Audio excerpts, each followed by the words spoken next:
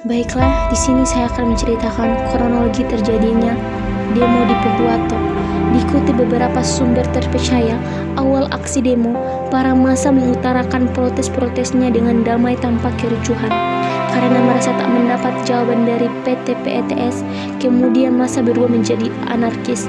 Massa mulai melempar kantor PT PETS dengan batu dan kayu. Tak lama kemudian, massa aksi membakar kantor tersebut. Akibat aksi itu, kantor PT PETS mengalami kerusakan yang cukup parah. Aktivitas perusahaan tambang tersebut juga terpaksa dihentikan sementara.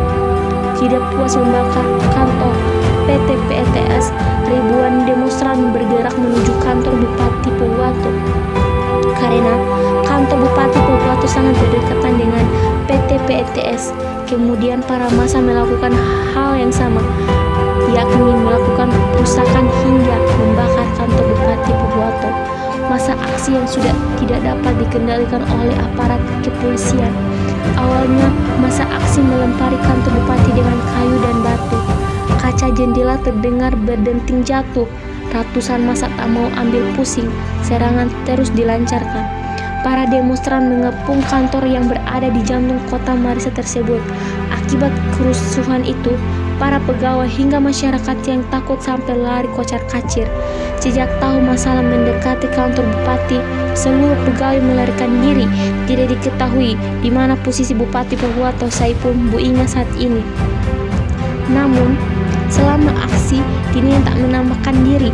Awalnya, penambang membakar kursi dan meja di dalam lobi kantor, tetapi api membesar hingga menghanguskan kantor pimpinan tinggi di wilayah itu.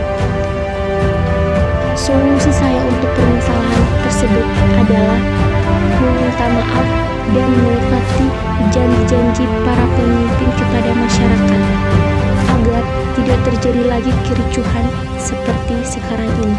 Terima kasih. Baiklah, di sini saya akan melanjutkan insiden yang terjadi di Indonesia, lebih tepatnya di Pulau Rempang.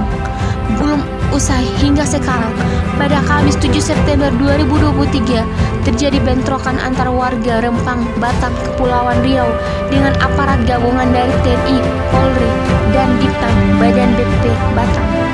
Peristiwa ini terjadi akibat konflik lahan atas rencana pembangunan kawasan Rempang Eco City. Seperti apa kronologinya? Simak informasi selengkapnya. Usut punya usut, rencana pembangunan kawasan Rempang Eco City telah mencuat sejak 2004. Dahulu, pemerintah bekerjasama dengan PT Makmur Elograha sebagai mitra swasta dalam kerjasama dengan BP Batam dan pemerintah kota Batam.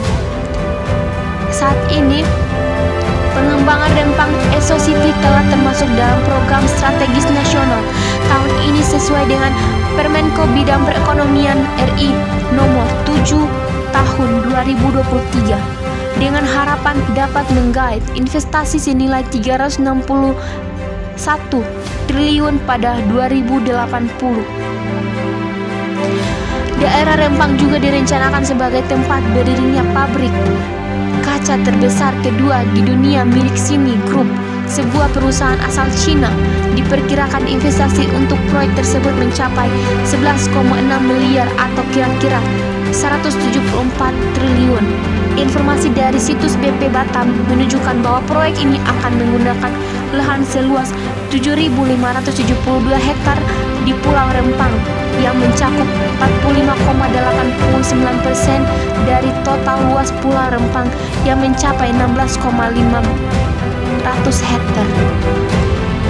Dari beberapa penduduk yang terkena dampak harus dipindahkan karena proyek ini. Sebagai bentuk kompensasi, Kepala BP Batam Muhammad Trudi mengatakan pemerintah akan menyediakan rumah tipe 45 dengan harga 120 juta dengan luas tanah 500 meter persegi untuk mereka.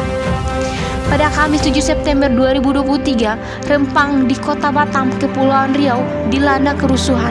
Bentrokan antara warga Rempang dengan petugas gabungan Polri, TNI, Diptam BP Batam dan Satpol PP terjadi selama proses pengukuran lahan untuk pengembangan kawasan oleh BP Batam. Ketegangan meningkat saat tim gabungan datang ke lokasi dan dihadapkan dengan demonstrasi warga yang menentang pengembangan kawasan. Konfrontasi antara warga dan aparat keamanan memuncak saat gas air mata ditembakkan. Akibatnya, situasi menjadi chaos dengan warga panik berlarian dan terjadi aksi dorong-mendorong. Laporan menyebutkan beberapa siswa sekolah mengalami gangguan akibat menghirup gas air mata yang terbawa angin, mengingat sekolah tersebut berdekatan dengan lokasi kerusuhan. Terlihat aparat dan warga berkumpul dengan suara toa meminta warga untuk mundur. Beberapa warga tampak ditangkap pada akhir video.